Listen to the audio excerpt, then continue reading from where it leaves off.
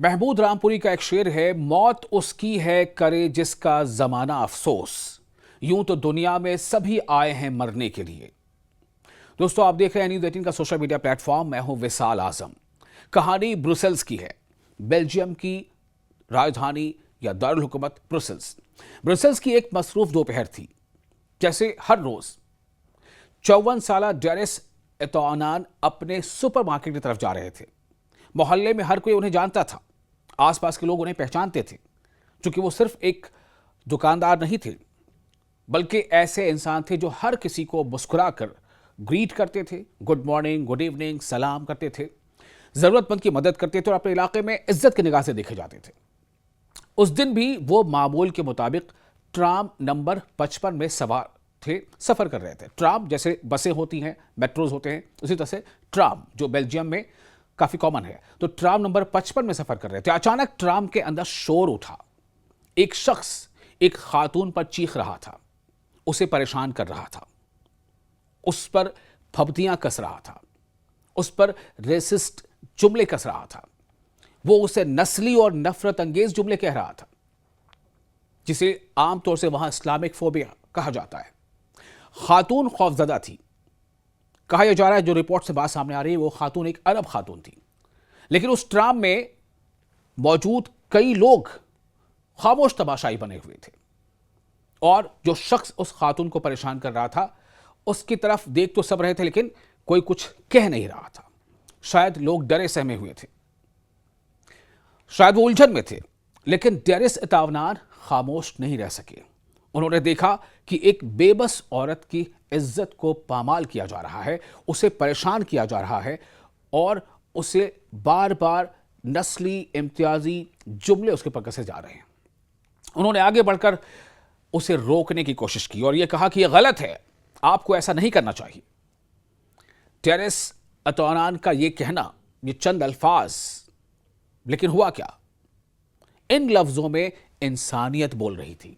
डेरिस एतौनान को यह नहीं पता था कि वो खातून उनकी जानने वाली है या नहीं है, कौन है। उन्हें बस ये दिखा कि खातून है, उसे कुछ लोग परेशान कर रहे हैं, और उन्होंने आगे बढ़कर उसे प्रोटेक्ट करने की कोशिश की, बचाने की कोशिश की।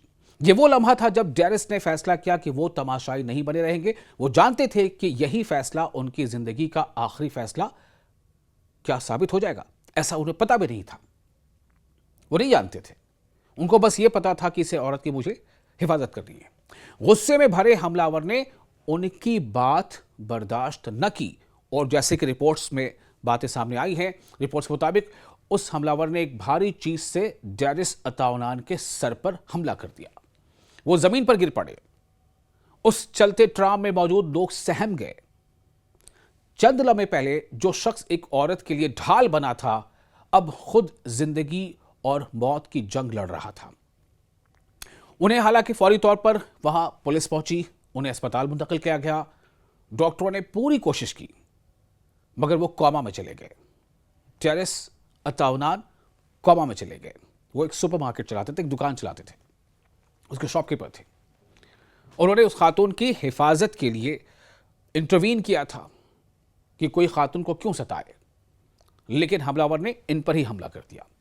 बहरहाल वो अस्पताल में थे, दिन गुजरते रहे, अहले खाना दुआएं करते रहे, दोस्त इंतजार करते रहे, और पूरा इलाका इस उम्मीद में था कि शायद डेरिस एतौनान पहले की तरह ही फिर से चलने फिरने लगेंगे, लोगों से बातें करेंगे, अपने काम में खुल मिल जाएंगे, वो आंखें खोलेंगे।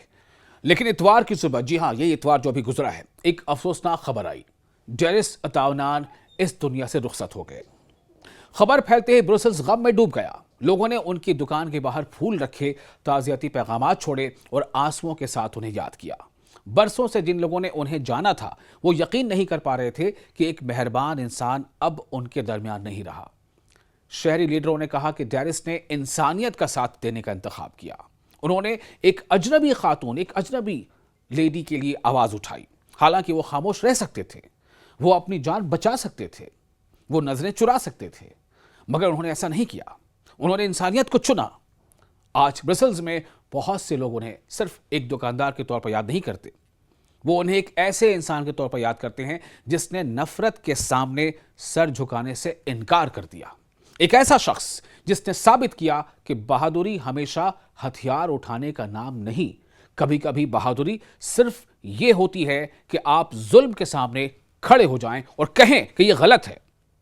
ڈیرس اطاونان شاید اب اس دنیا میں نہیں ہے، مگر ان کا پیغام زندہ ہے۔ بے شک وہ اس دنیا میں نہیں ہے، ان کی جان جا چکی ہے، وہ رخصت ہو گئے، لیکن ان کا پیغام زندہ ہے کہ انسانیت رنگ، نسل اور مذہب سے بڑی ہوتی ہے، اور کبھی کبھی ایک عام آدمی اپنے ایک درست فیصلے سے یوں ہیرو بن جاتا ہے۔ ٹیرس اب یادوں میں ہے، لیکن ہر اس انسان کے لیے ایک بہت بڑا انہوں نے پیغام چھوڑ دیا ہے۔